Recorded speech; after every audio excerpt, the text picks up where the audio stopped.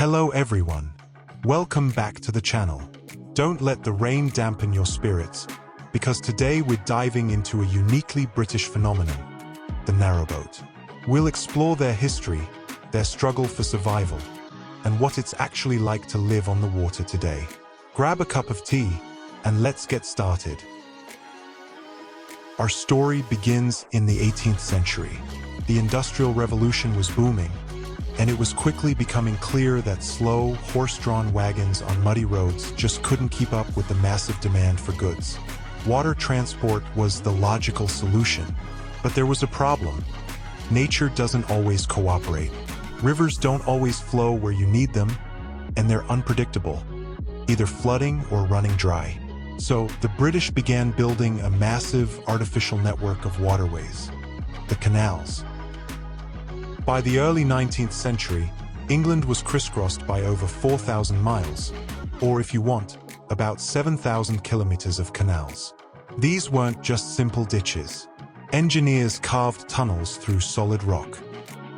Where possible, the canals also overcame very high hills using an ingenious system of locks, such as this one.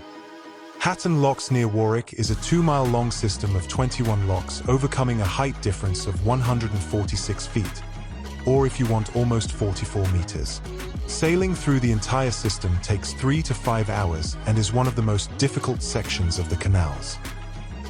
By the way, boats are strictly limited to a length of 72 feet, about 21.6 meters, to fit into the historic locks. They even built aqueducts, literally bridges for water, to carry boats across deep valleys. At the time, boats were pulled by horses walking along the towpath. This gave birth to the iconic canal-side pubs. After a long day and many miles, both the boatman and his horse needed a place to eat, rest, and refuel. As time went on, steam power replaced horses, and later, diesel engines took over. This allowed a motorboat to tow a second, unpowered boat called a butty.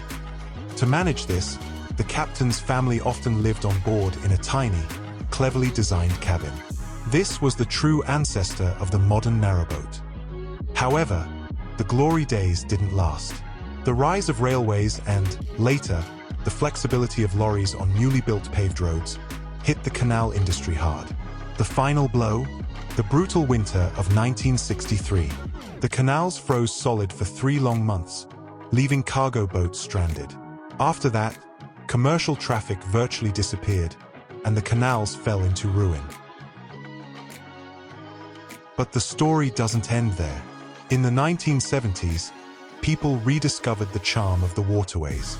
These working boats were transformed into floating homes and holiday retreats. Today, the demand is higher than ever.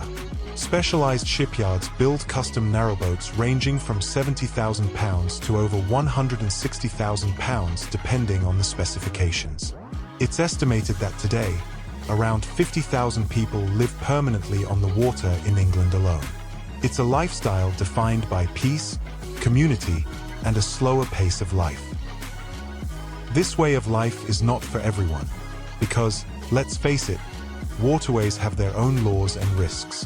However, for people who are not tied to one specific workplace, who work from home, or in this case, from a boat, and like to discover new places and new people, this is certainly an interesting and relatively cheap alternative. The boating license is somewhere between £1,000 and £2,000 per year depending on the size of the boat. Most boats are fueled by driftwood on the banks of rivers. Solar panels will cover a significant part of the electricity, so probably the biggest expense is paying for the diesel to power the boat. Of course, you sometimes have to sail to the marina to replenish the supply of service water, empty the chemical toilet, and pump out the sewage tank. But as you can see, the prices definitely won't break the bank. You can also rent a boat. There are many companies that offer narrowboats for several-day vacations, and after a short training you can set sail and experience life on the canals. So, although we've strayed a bit from our usual topics today, I hope you enjoyed this short walk through the history and present of life on the canals. We would be happy if you liked the video and try checking out our other videos. Have a wonderful time and take care of yourself. See you next episode of our journeys through England. Bye.